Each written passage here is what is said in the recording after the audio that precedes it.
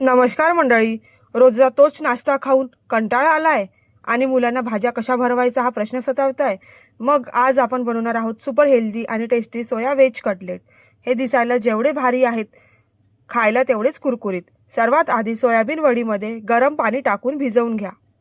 मग त्याला थोडं टेस्टी बनवण्यासाठी मिरची, आलं लसूण, जिरे, कढीपत्ता घालून बारीक करा.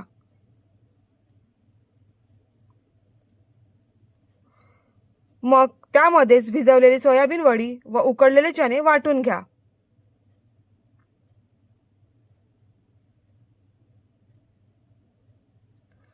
आता त्यात टाकूया किसलेले गाजर आणि रसरशीत बीट, ज्यामुळे येईल नॅचरल लाल रंग.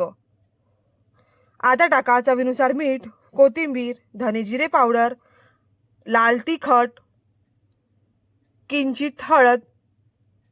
बेसन व तांदळाचे पीठ घालून एकजीव करा.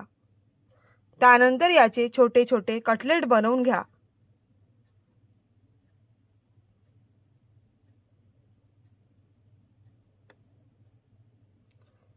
आता तव्यावर थोडं तेल सोडून हे दोन्ही बाजूने खरपूस भाजून घ्यायचे.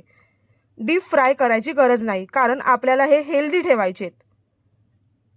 बघा, बाहेरून कुरकुरीत, आतून एकदम सॉफ्ट असे आपले सोयाबीन चणे कटलेट तयार आहेत.